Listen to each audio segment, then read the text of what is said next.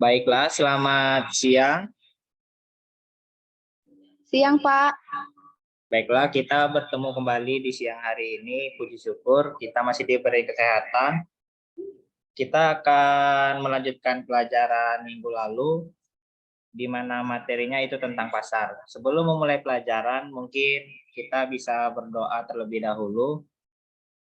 Sebelum memulai pelajaran hari ini, kita berdoa menurut agama dan kepercayaan masing-masing. Berdoa dimulai.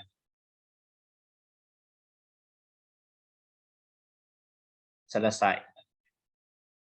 Baik, sebelum mulai pembelajaran hari ini, Bapak absen terlebih dahulu ya.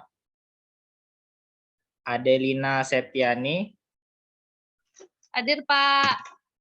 Bayu Zulfia. Hadir, Pak.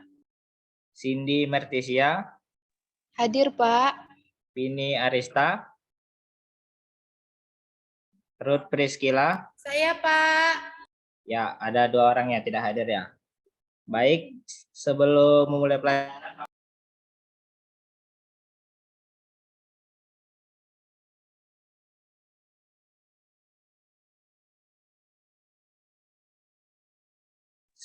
pelajaran, Bapak akan memperkenalkan buku yang ingin kita pakai hari ini melalui aplikasi teknologi Nerdpod, di mana di situ sudah Bapak letakkan beberapa bahan ajar kita.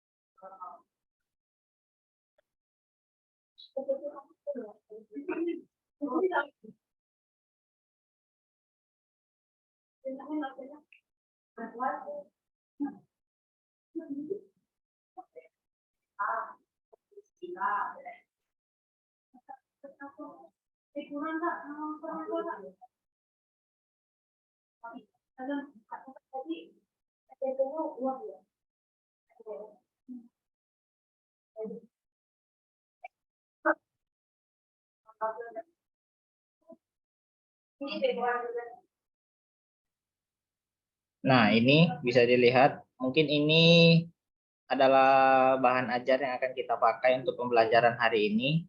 Mungkin kalian bisa mendownloadnya di modul di Google, itu modul pembelajaran ekonomi kelas 10. Di mana hari ini kita akan membahas tentang pasar dan terbentuknya harga pasar. Mungkin kurang lebih seperti ini. Dan Bapak akan sedikit men-share RPP yang akan Bapak gunakan untuk mengajar hari ini, agar kalian dapat melihat poin-poinnya.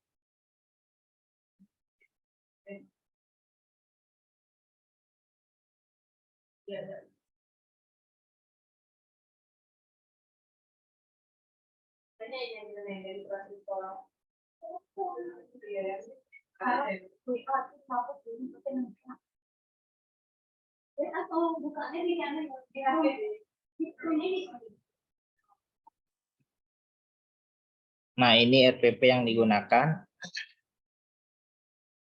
Mungkin anak-anak bisa lihat ini alokasinya, waktunya, capaian pembelajarannya. Yang pertama yaitu menghargai dan menghayati ajaran agama yang dianutnya, menghargai dan menghayati perilaku jujur, disiplin, santun, percaya diri, peduli, dan bertanggung jawab dalam berinteraksi secara efektif sesuai dengan perkembangan anak di lingkungan, keluarga, sekolah, masyarakat, dan lingkungan sekitar. Yang ketiga yaitu memahami berdasarkan rasa ingin tahunya tentang ilmu pengetahuan, teknologi, budaya terkait fenomena dan kejadian tampak di mata. Adapun KD-nya juga bisa dilihat. Setelah mengikuti proses pembelajaran, peserta didik diharapkan dapat memahami dan menjelaskan pengertian pasar dan bagaimana proses terbentuknya harga pasar. Yang kedua, bisa memahami tentang materi kurva permintaan dan kurva penawaran. Sumber ajarnya, sumber dan media pembelajaran digunakan itu buku LKS Ekonomi kelas 10, buku Ekonomi Paket kelas 10, dan media internet. Dan yang lainnya bisa kalian lihat sampai proses penilaiannya. Dari penilaian sikap itu ada respon dan keaktifan, pengetahuannya, menjawab pertanyaan, dan keterampilannya yaitu unjuk kerja atau praktik. Baik, langsung saja kita masuk ke pembelajaran hari ini.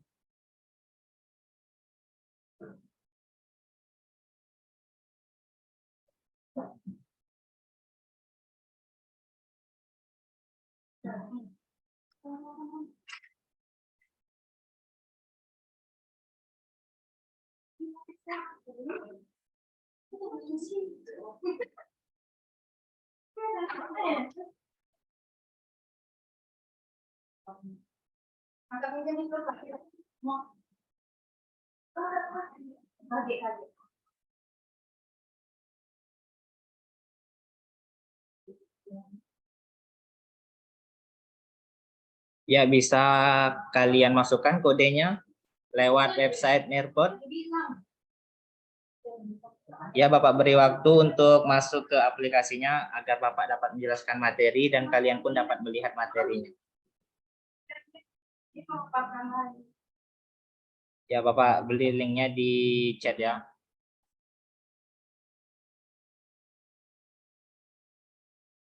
Kodenya juga sudah ditampilkan di chat.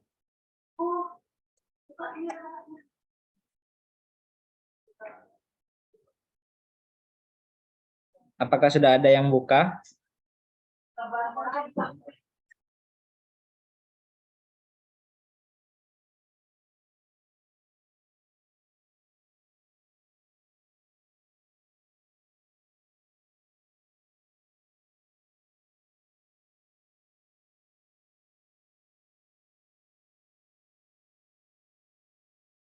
Sudah, Pak.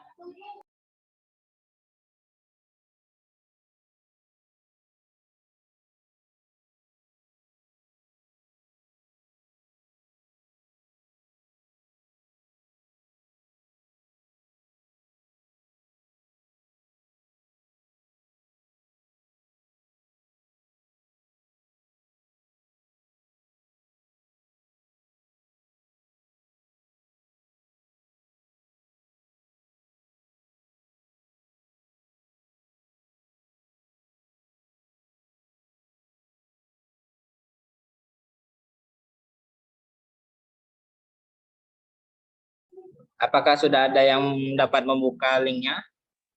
Saya sudah, Pak. Oke, kalau sudah setengah biar bisa dilanjutkan. Ini optionnya nih apa? Kurang lebih seperti ini tampilan di Nearpod-nya. Ini ada halaman depan, judul materinya. Sudah, Pak. Sudah. Baik, materi hari ini yaitu pasar dan terbentuknya harga pasar. Ya, jadi pasar itu adalah tempat bertemunya penjual dan pembeli untuk melakukan transaksi jual beli barang atau jasa. Jadi selain pengertian di atas tersebut, apakah ada yang memiliki pandangan lain tentang pasar?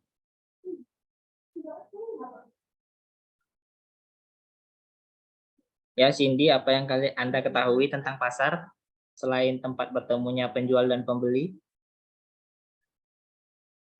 Dari gambar tersebut mungkin bisa anak-anak amati, itu ada ibu-ibu yang sedang menjual sayur dan ada konsumen yang ingin membeli sayur tersebut.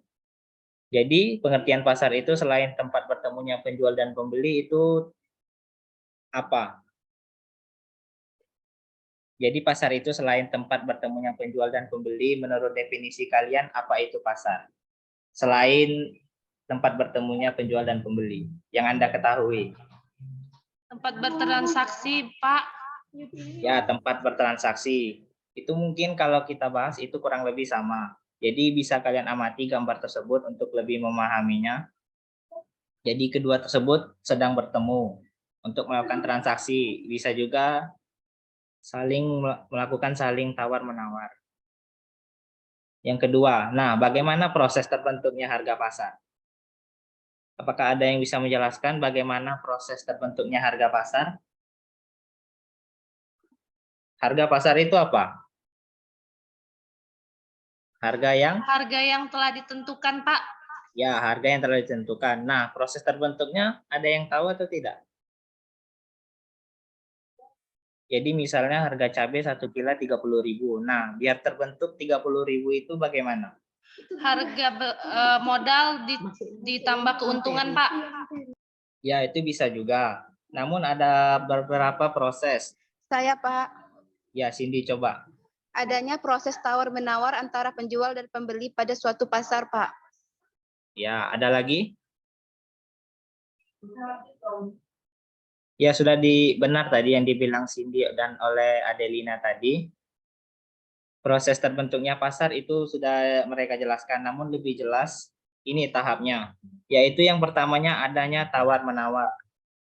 Jadi dalam proses terbentuknya harga pasar seperti yang saya bilang tadi, itu cabai bagaimana bisa 30.000 sekilo, itu kan adanya tawar-menawar antara penjual dan pembeli atau negosiasi.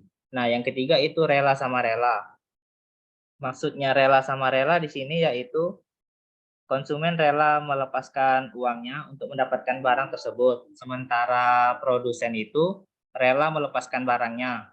Karena sudah rela sama rela, maka terjadilah kesepakatan antara kedua belah pihak, yaitu penjual atau produsen dan konsumen atau pembeli. Nah, di tahap akhir inilah penjual dan pembeli itu sudah mencapai titik akhir terbentuknya harga pasar. Nah, jenis-jenis pasar itu ada 3, pasar tradisional salah satunya.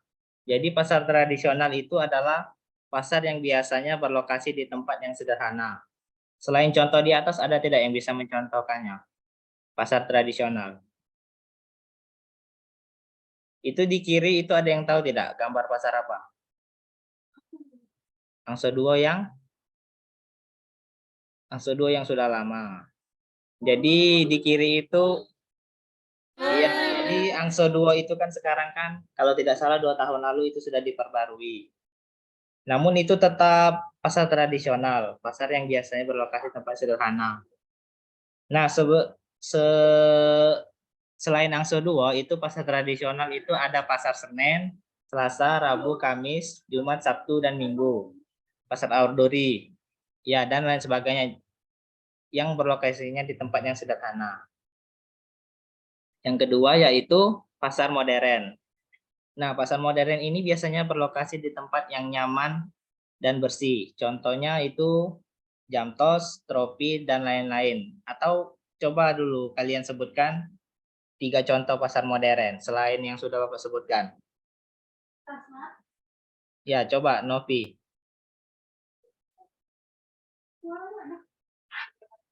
Pasar modern. Saya, Pak. Ya, Ruth. Transmart, Pak. Transmart baru? Lipo. Lipo baru? Jamtos, WTC, Trona. Nah, mengapa yang Ruth bilang tadi itu termasuk pasar modern? Karena sudah pakai AC, Pak. Oh ya, selain itu? Jalannya nggak Bersih. becek, Pak. Bersih juga, Pak. Bersih, ya benar sekali. Selanjutnya mungkin kalian sudah paham tadi pasar tradisional dan modern. Selanjutnya kita ke pasar yang selanjutnya, mungkin pasar yang mungkin jarang orang dengar, itu pasar daring. Jadi mungkin banyak yang menganggap aplikasi Shopee ini tidak termasuk pasar. Nyatanya di sini pasar daring ini yaitu pasar yang biasanya transaksinya tanpa harus langsung tatap muka dan pembeliannya biasanya menggunakan gadget. Jadi pasar Shopee ini termasuk pasar. Karena apa? Karena kan di situ ada transaksi juga. Ya, daring atau online. Karena transaksinya tidak perlu langsung tatap muka. Nah, pasar ini adalah salah satu penandaan kemajuannya teknologi. Jadi kita tidak perlu untuk bertatap muka, kita bisa baring-baring di kasur, pencet HP, membayar, kemudian langsung barang ditunggu dalam beberapa hari sudah datang. Nah, sudah 3 kita bahas. Apa kalian termasuk pasar yang mana yang sering belanja? Pasar daring, Pak. Pasar daring, Pak. Pasar daring, aplikasinya? Shopee. Tokopedia. Bukalapak, Pak. Apa alasan kalian? Kenapa kalian belanja di pasar daring tersebut? Karena Lazada, Pak. Mempermudah transaksi, Pak. Karena transaksinya lebih mudah tanpa tatap muka. Tidak Bu harus Nura, ke Pak. sana, Pak. Ya, kita tidak perlu mengeluarkan bensin untuk belanja, ya benar sekali. Namun kan orang lain memiliki perbedaan. Mungkin ada juga yang suka di pasar tradisional, ada yang suka di pasar modern, dan ada juga yang di pasar daring. Jadi itu semua pilihan masing-masing. Selanjutnya, nah dalam pasar itu pasti ada permintaan dan penawaran. Apa itu permintaan dan penawaran?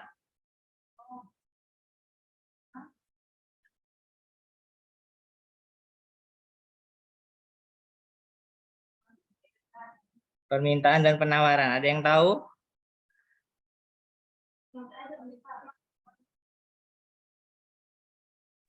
Permintaan Pak. diminta, Pak. Tawar ya ditawar, Pak. Ya, itu kan definisi sederhananya. Ada mungkin yang bisa lebih spesifik lagi? Permintaan adalah sejumlah barang yang dibeli atau diminta pada suatu harga dan waktu tertentu. Sedangkan penawaran adalah sejumlah barang yang dijual atau ditawarkan pada suatu harga dan dengan waktu tertentu. Ya, benar sekali, Cindy. Jadi permintaan itu bisa kita asumsikan dengan demand. Permintaan atau demand adalah sejumlah barang atau jasa yang ingin dibeli atau diminta oleh seseorang atau konsumen, pembeli pada berbagai tingkat harga dan waktu tertentu. Sementara penawaran atau supply adalah sejumlah barang atau jasa yang disediakan oleh produsen atau penjual pada tingkat harga dan waktu tertentu.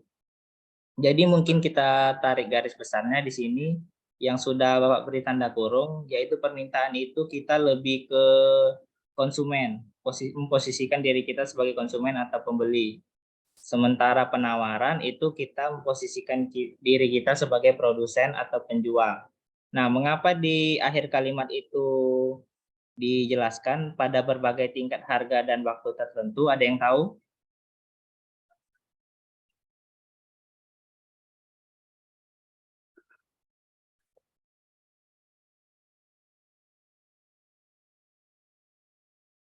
Baik, kalau tidak ada, Pak jelaskan. Jadi kenapa di situ disebutkan pada berbagai tingkat harga dan waktu tertentu? Kan permintaan ini kan definisinya sangat luas. Namun kenapa di situ ditulis tingkat harga dan waktu tertentu? Karena kan kita tidak tahu harga ke depannya atau permintaan penawaran ke depannya itu 10 tahun lagi atau 20 tahun lagi itu kan tidak menentu. Makanya di situ didefinisikan pada berbagai tingkat harga dan waktu tertentu. Itu gunanya yaitu agar definisinya itu bisa dipakai di waktu yang cukup panjang. Jadi pembedanya itu garis besarnya yaitu permintaan kita memposisikan diri sebagai pembeli atau konsumen. Sementara kalau dari penawaran kita memposisikan diri kita sebagai penjual atau produsen. Nah, adapun permintaan dan penawaran ini mempunyai hukum. Di mana hukum permintaan itu berbunyi, jika tingkat harga naik, maka jumlah barang yang diminta turun. Sebaliknya, jika tingkat harga turun, maka jumlah barang yang diminta mengalami kenaikan. Sementara hukum penawaran berbunyi, semakin tinggi harga suatu barang, maka semakin banyak barang yang ditawarkan. Sebaliknya, semakin rendah harga suatu barang, maka semakin sedikit barang yang ditawarkan. Ada yang paham itu maksud hukum permintaan?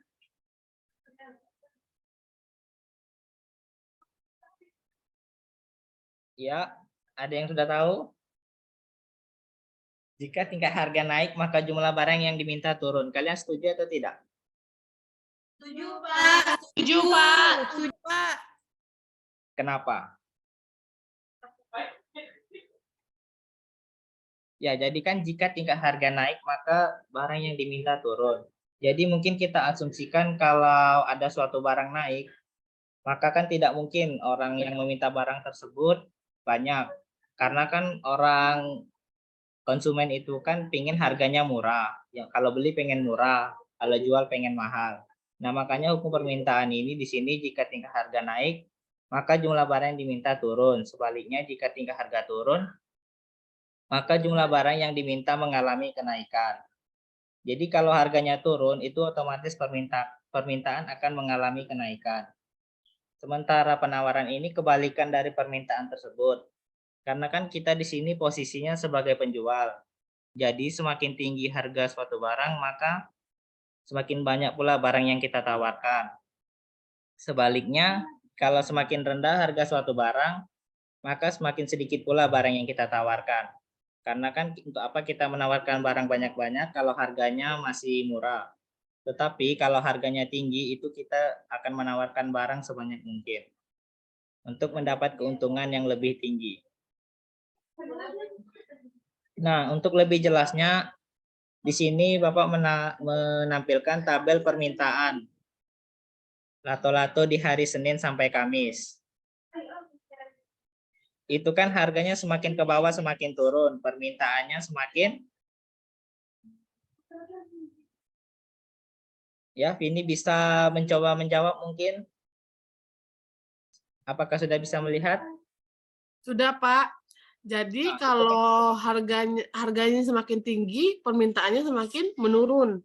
Ya. Karena biasanya orang tidak suka membeli barang mahal, orang sukanya membeli ketika harga sudah turun, apalagi kalau diskon, Pak. Ya, benar. Jadi kan di situ sudah ditampilkan dari harga 10.000 itu yang minta hanya 2 di hari Senin. Di hari Selasa itu diturunkan lagi 8.000, meningkat lagi yang membeli menjadi 4. Di hari Rabu diturunkan lagi 6.000, kemudian permintaan meningkat lagi 6, sampai di hari Rabu itu diturunkan lagi 2.000 jadi 4.000. Meningkat menjadi 8 permintaannya, dan di hari terakhir, di hari Kamis, itu diturunkan drastis dari 10.000 ke 2.000 selama 5 hari. Dan permintaannya juga cukup meningkat sangat drastis, mungkin bisa dilihat itu 10. Karena kan tadi seperti hukum permintaan sebelumnya, jika tingkat harga naik, maka barang yang diminta turun, itu kita asumsikan di 10.002. Dan jika tingkat harga turun, maka jumlah barang yang diminta mengalami kenaikan. Itu di 2.000 dan barang yang diminta 10. Jadi pada harga 10.000 yang diminta 2, dan pada harga 2.000 yang diminta 10. Nah, ini kebalikannya dari permintaan tadi, yaitu kita memposisikan diri kita sebagai penjual. Di sini pada harga lato-lato 10.000 kita pasti berusaha menawarkan sebanyak mungkin. Di sini 10. Nah, pada saat harganya turun 8.000, mungkin turun itu disebabkan oleh mungkin barang tersebut sudah tidak tren lagi. Jadi turun lagi menjadi 8 barang yang ditawarkan, dan di hari Rabu itu diturunkan lagi 6.000. Kemudian jumlah barang yang ditawarkan turun lagi 6, dan diturunkan lagi sampai di hari terakhir itu 2.000, dan barang yang ditawarkan itu hanya 2 buah lato-lato. Jadi semakin turun harganya, semakin sedikit barang yang ditawarkan. Mungkin ibaratnya itu kalau di harga 2.000 itu dia cuci gudang. Daripada tidak laku, jadi dijual berapapun harganya. Paling tidak bisa membalikan modal. Nah, ini kurva permintaan di lato-lato tersebut. Yang tabelnya tadi sudah Bapak tampilkan. Bisa dibacakan keterangannya. Itu yang ada P, D, dan Q. Ada yang bisa menjelaskan?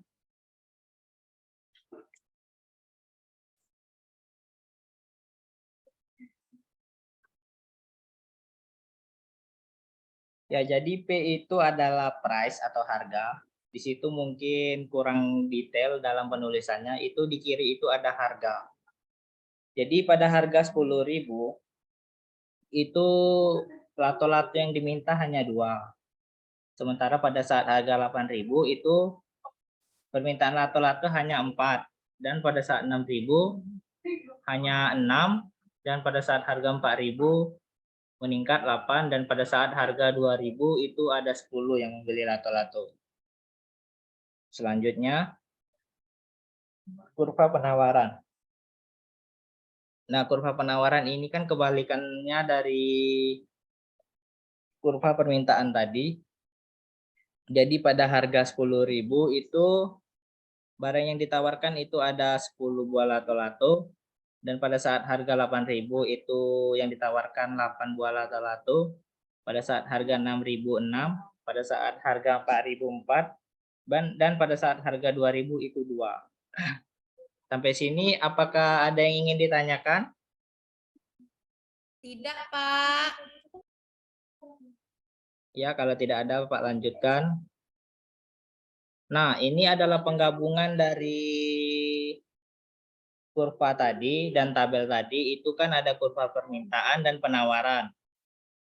Itu digabungkan menjadi satu sehingga kita bisa mengetahui di mana letak keseimbangan harganya.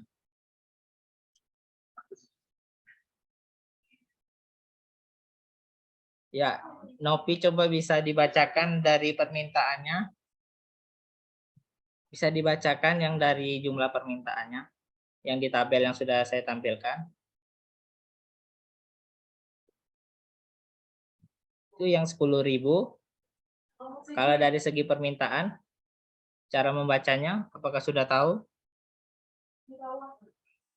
Ini, tabel ini. Pada saat harga 10.000 itu ya, Pak. barang yang diminta, Barang yang diminta ada 2, kemudian barang yang ditawarkan, dan jumlah yang ditawarkannya 10.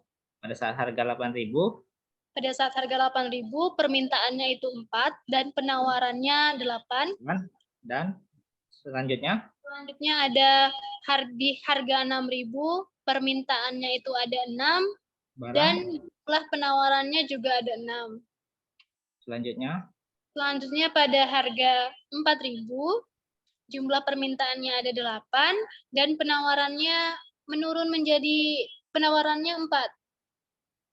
di hari terakhir Di hari terakhir dengan harga 2.000, permintaannya 10 dan penawarannya 2. Wah, ya baik sekali, Nopi. Tadi sudah dijelaskan itu. Jadi ini adalah penggabungan dari tabel permintaan dan penawaran. Nah, di sini sifat interaksinya dijelaskan itu kelebihan penawaran. Karena apa? Kan di sini barang yang diminta hanya 2. Tetapi barang yang ditawarkan 10. 10 kurang 2, 8. Nah, ada 8 kelebihan penawaran pada saat harga 10.000 ini. Dan pada saat harga 4.000, barang yang diminta 8.000, barang yang diminta hanya 4 buah lato-lato. Sementara yang ditawarkan itu ada 8 buah lato-lato. Itu ada berapa lebihnya berarti? 8 kurang 4 berarti 4. Nah, di situ kelebihan penawarannya. Nah, di harga 4.000 itu permintaan lato-lato itu ada 8. Sementara produsen hanya mampu menawarkan 4. Otomatis di sini produsen juga cukup rugi karena dia hanya menyediakan 4 buah lato-lato, sementara permintaannya itu ada 8. Jadi di sini terjadi kelebihan permintaan.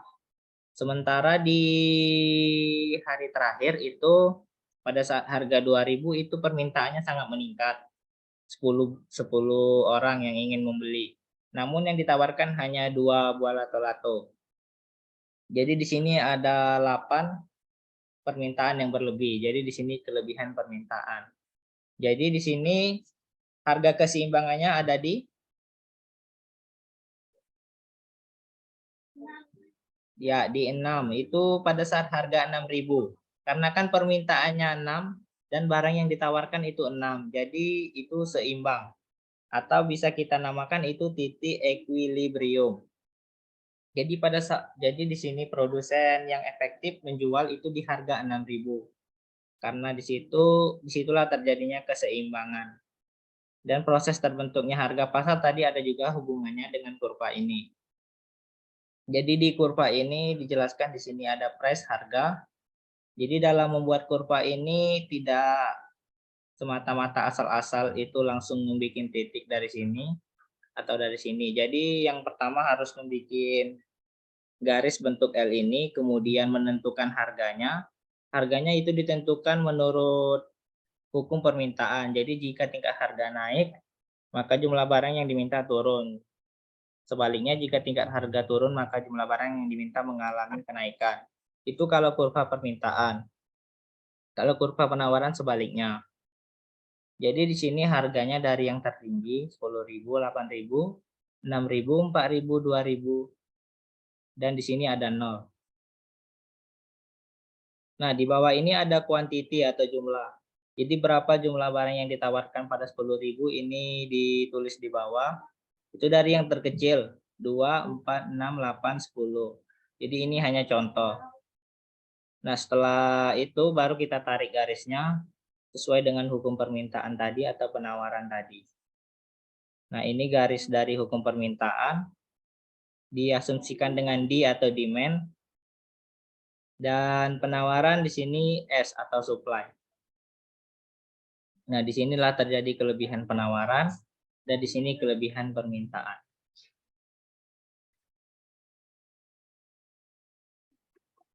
Nah, untuk lebih jelas atau agar kalian lebih bisa memahami, saya akan menampilkan video pembelajaran yang singkat yang mungkin bisa membantu kalian nanti untuk mengisi soal yang akan Bapak berikan di akhir pembelajaran.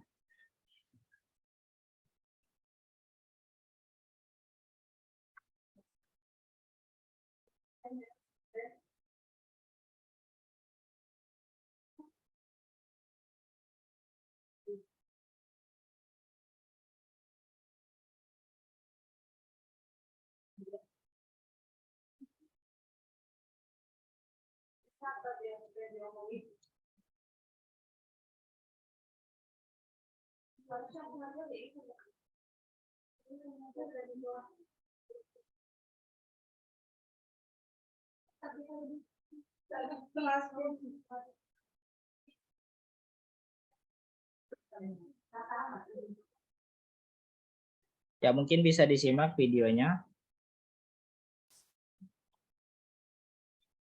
Hai teman-teman, kamu sudah menonton video tentang penawaran dan permintaan yang ini kan? Sudah paham belum? Kalau kamu sudah paham, kamu bisa loh menggunakannya untuk memperhatikan dan mengawasi perkembangan terbentuknya keseimbangan harga pasar. Apa itu keseimbangan harga pasar? Yuk ikut denganku. Akan kutunjukkan apa itu harga pasar dan bagaimana keseimbangan pasar terjadi. Kita pergi ke pasar samping rumahku ini ya. Apakah kamu lihat? Itu ada pembeli dan penjual yang sedang melakukan kegiatan tawar-menawar. Iya, pembeli atau bisa disebut permintaan tentu akan menawar dengan harga yang rendah untuk jumlah tertentu. Sebaliknya dari penjual atau penawaran, tentu akan menawarkan harga barang yang tinggi untuk jumlah tertentu. Setelah proses tawar-menawar, kemudian akan terjadi kesepakatan tingkat harga pada jumlah barang tertentu antara pembeli dan penjual. Nah, harga kesepakatan pembeli dan penjual inilah yang disebut dengan harga keseimbangan atau harga pasar.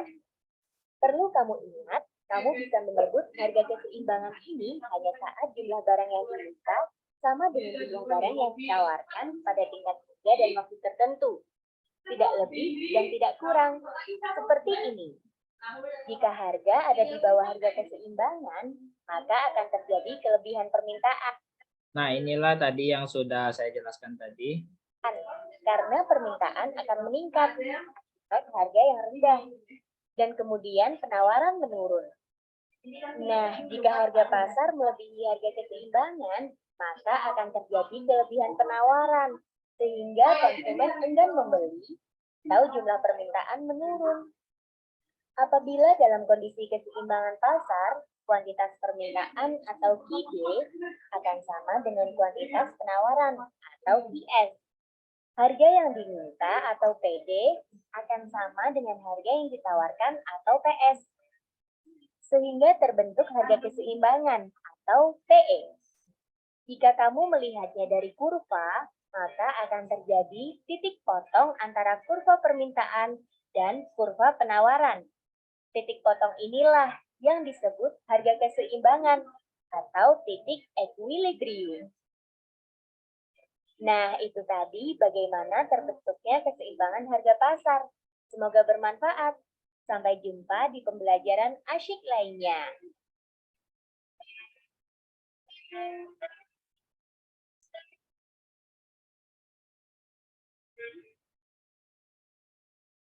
itulah video pembelajaran yang bisa Bapak tampilkan tadi.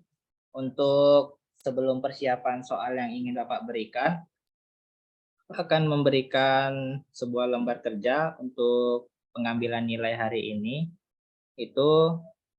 Ini sebentar Bapak share screen. Netpot.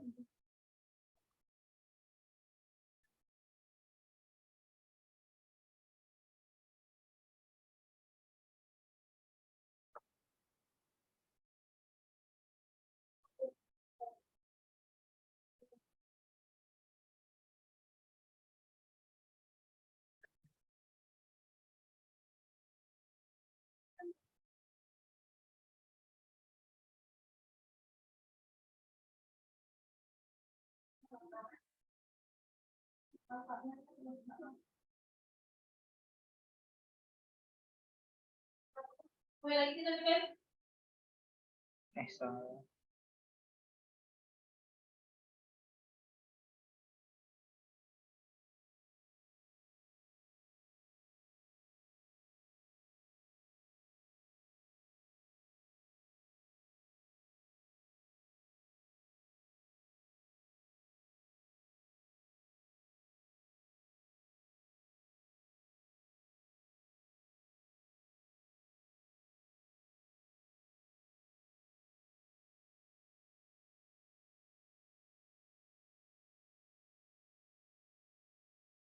Ya, itu sudah saya tampilkan.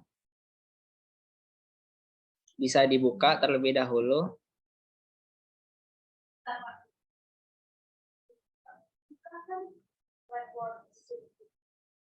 Jadi video pembelajaran tadi itu untuk pembelajaran hari ini, untuk menyelesaikan LKPD yang saya berikan. Itu instruksinya itu cukup mudah, yaitu tinggal memindahkan di mana letak yang sesuai di kurva tersebut. Jadi hanya memindahkan ke sebelah kurvanya.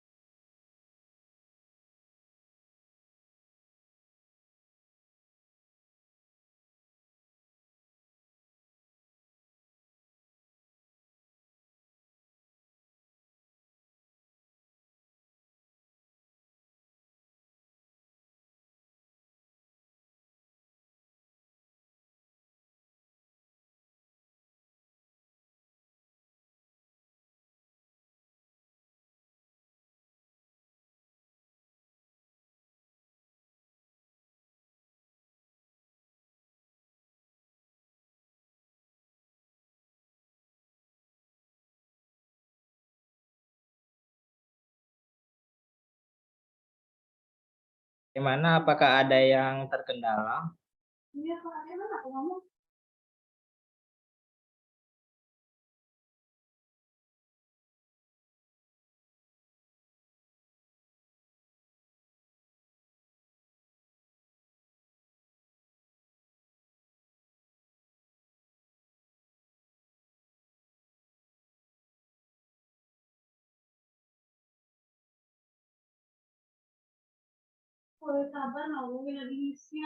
Ya, ada Bapak beri waktu 5 menit.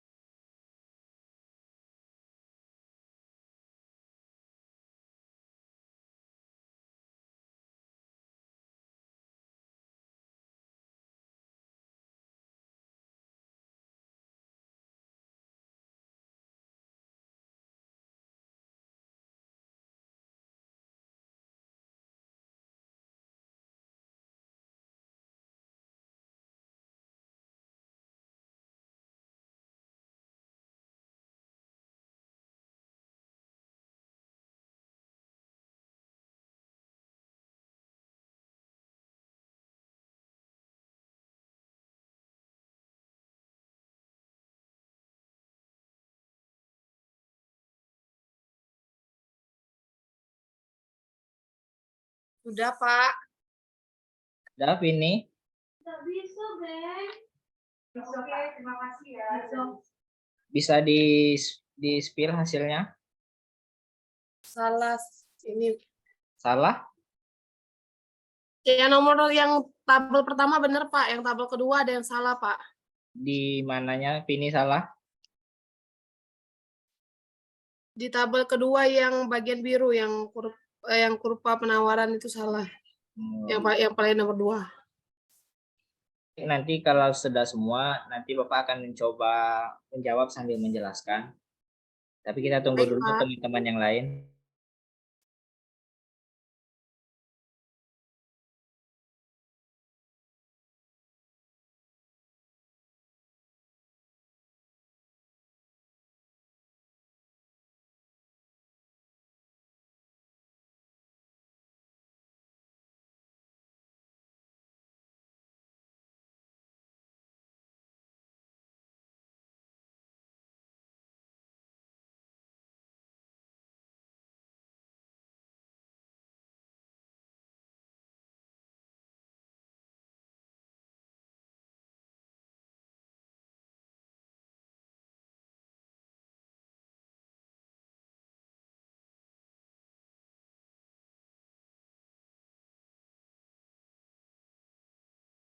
Dah, ada cuma Cindy.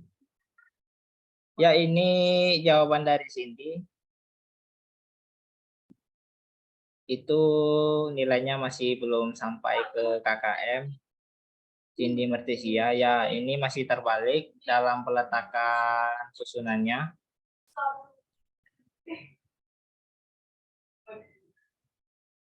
Jadi yang merah ini adalah jawaban yang salah. Yang hijau ini adalah yang benar.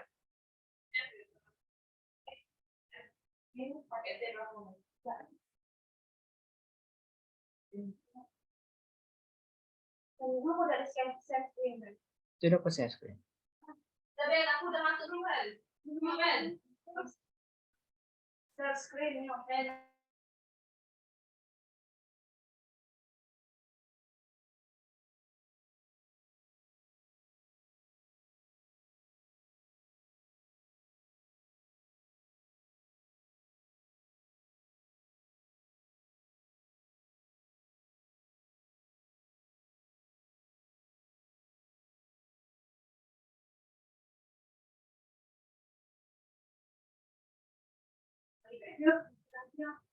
Ya, jadi ini jawaban yang benar.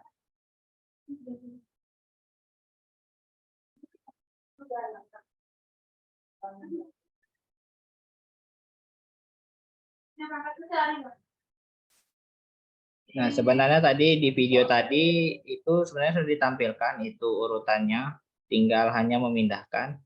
Kurva permintaan itu ada judulnya di sini.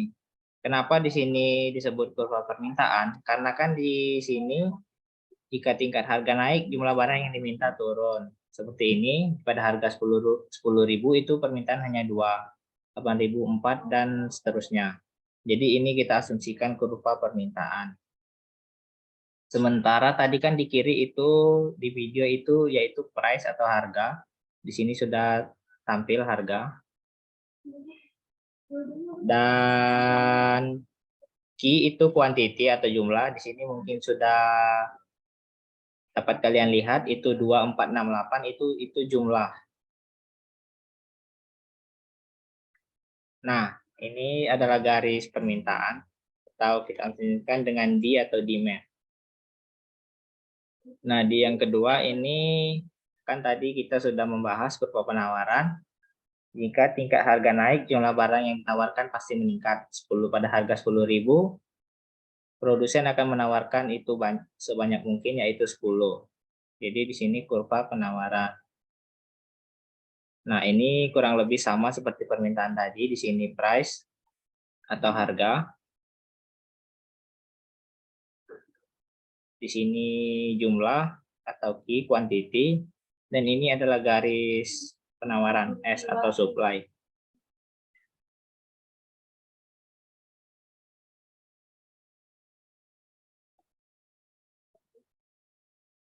Nah, jadi di sini hijau semua kan? Iya, Pak. Ya, jadi itu adalah jawaban yang benar. Jadi yang salah mungkin bisa dicoba lagi di rumah nanti setelah pembelajaran telah selesai. Jadi bisa dicoba sampai 3 kali sampai benar-benar mengerti.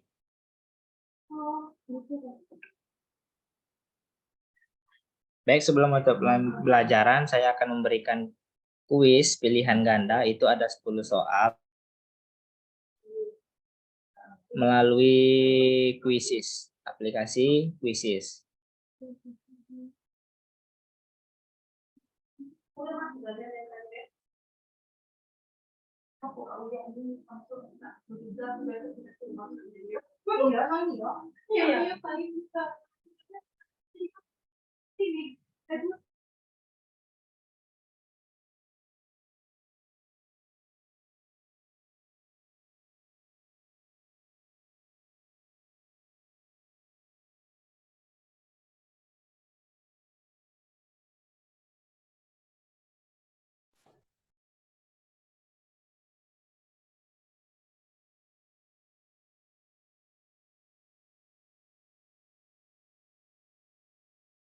Kodenya sudah saya berikan. Mungkin sekarang bisa login Quizzes-nya. Berapa kode itu? Itu kodenya 765986.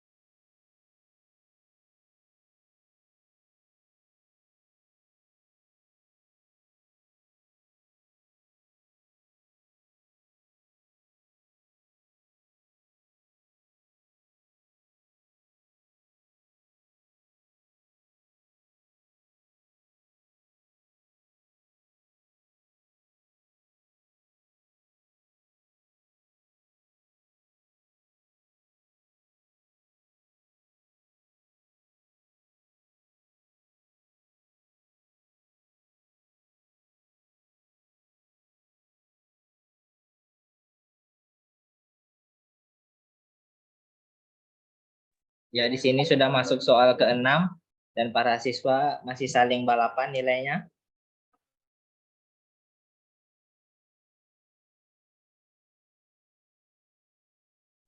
Ya, sudah masuk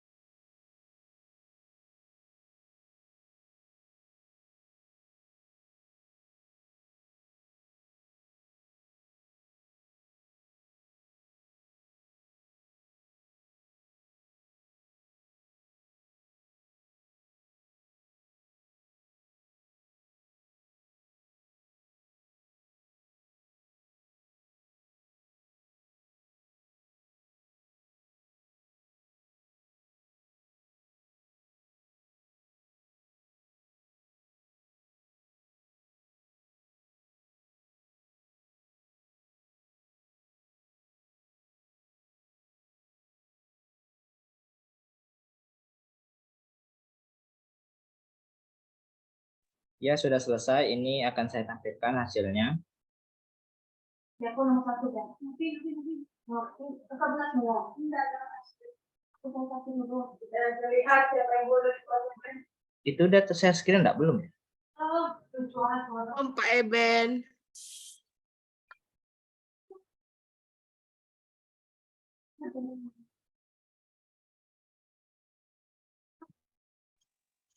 Itu suara siapa yang ribut itu?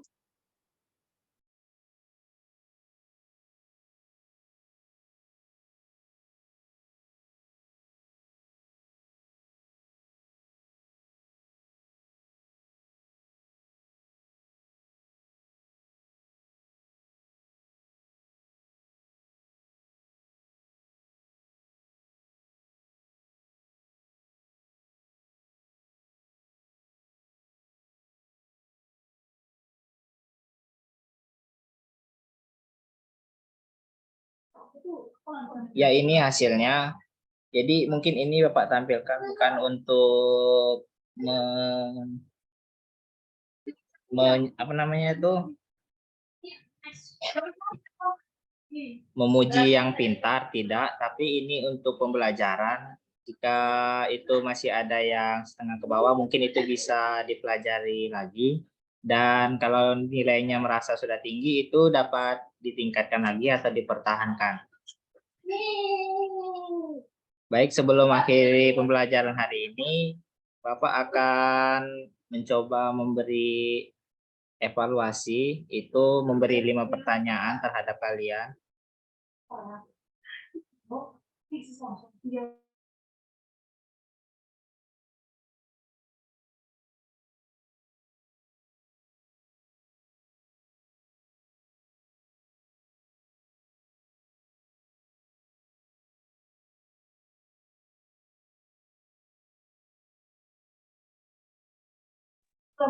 Baik, sebelum akhir pembelajaran, mungkin para anak-anak bisa mengisi link tersebut terlebih dahulu.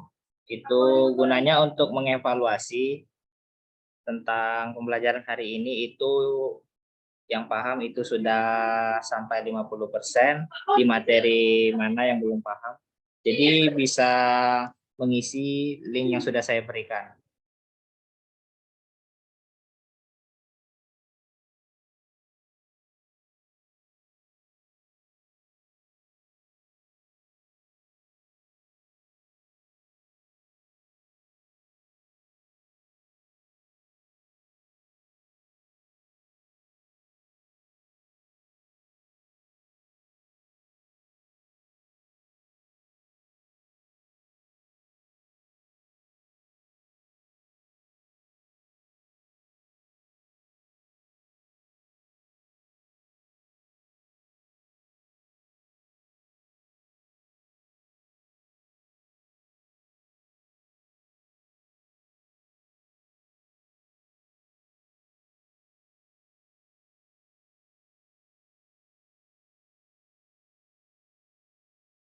Ya, jadi kurang lebih begini tampilannya. Jadi di sini nanti Bapak akan mengetahui kalian itu pahamnya di mana dan tidak pahamnya itu di mana. Nah, di sini ada keterangan, jika Anda menjawab ya dengan jumlah 75%, hubungi guru untuk menentukan kegiatan Anda selanjutnya. Artinya itu 75% itu sudah hampir seluruhnya. Dari kelima materi itu dia sudah memahami 75%. Namun jika Anda menjawab ianya kurang dari 75%, jadi juga bisa temui Bapak itu untuk mempelajari modul pembelajarannya sampai tuntas. Atau bisa mendiskusikan tentang kesulitan di mana yang belum paham. Jadi di sini ada rumusnya, cara mengetahui persentase hasil jawaban Anda dengan menggunakan rumus berikut. Jadi nanti jumlah jawaban ya akan dikali 100 dan dibagi jumlah pertanyaannya itu ada 5. Jadi contohnya itu kalian menjawab ya itu ada 1 sampai 4, itu 4 dikali 100, 400 dibagi dengan 5 pertanyaan 80, sehingga 80%. Jadi kalian itu sudah memahami pembelajaran dari kelima materi ini. Jadi ini saya contohkan saja. Jadi di sini apakah Anda telah mengetahui apa itu pasar? Di sini ya. Dan apakah Anda telah mengetahui bagaimana terbentuknya harga pasar? Ya. Apakah Anda telah memahami apa perbedaan pasar tradisional, pasar modern, dan pasar daring? Iya. Dan di sini apakah Anda telah memahami apa perbedaan permintaan dan penawaran? Ya.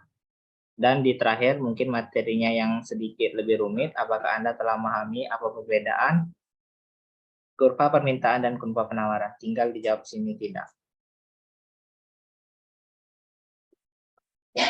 Nah, nanti di sini jumlah jawaban ya-nya itu dikalikan 100 dibagi jumlah pertanyaan. Jadi kalau kalian menjawab semuanya ya, itu kan 5 dikali 100, 500 dibagi pertanyaannya 5, 100. Jadi 100%. Kalian telah menguasai pembelajaran hari ini, yaitu tentang pasar dan terbentuknya harga pasar. Di sini ada 5 pertanyaan. Baiklah, nanti untuk lebih lanjutnya nanti bisa kita diskusikan lewat grup. Baiklah, mungkin untuk menutup pembelajaran hari ini, mungkin apakah ada yang bisa menyimpulkan pembelajaran hari ini? Mengingat waktu sudah sebentar lagi akan berakhir.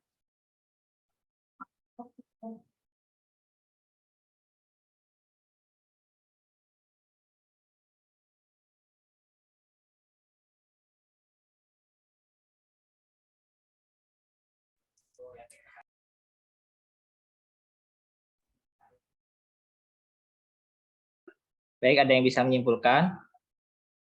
Saya, Pak. Ya, Ruth, silahkan. Pasar adalah tempat bertemunya pembeli dan penjual. Dan pasar itu terbagi-bagi, Pak. Ada pasar tradisional, ada pasar modern, ada pasar daring. Makasih, Pak. Ya, jadi saya simpulkan, ya benar yang dibilang Ruth tadi, pasar itu adalah tempat bertemunya penjual dan pembeli. Jadi dalam kehidupan sehari-hari kita tidak mungkin tidak pernah ke pasar. Jadi pasar itu terbagi menjadi 3, pasar tradisional, pasar modern, dan pasar daring. Jadi tradisional itu singkatnya itu pasar yang berlokasi di tempat yang sederhana. Sementara pasar modern itu biasanya berlokasi di tempat yang nyaman dan bersih. Seperti Jamtos, Tropi, Trona, dan tempat-tempat yang lainnya. Sementara tradisional tadi itu pasar Angsoduo karena kan itu tempatnya bisa kita katakan masih kumuh suasananya. Jadi pasar Angsoduo itu masih tergolong pasar tradisional. Sementara pasar daring atau online itu yang biasanya orang bilang kalau Shopee itu bukan pasar, tetapi menurut saya itu adalah termasuk pasar. Karena apa? Karena di sana ada transaksi, meski tidak langsung dan tatap muka. Jadi ketiga pasar tersebut adalah sangat berhubungan dengan perekonomian kita. Mungkin itu saja yang bisa dapat saya sampaikan pada pembelajaran hari ini. Lebih kurangnya saya mohon maaf. Saya akhiri. Selamat siang dan terima kasih. Siang, Pak.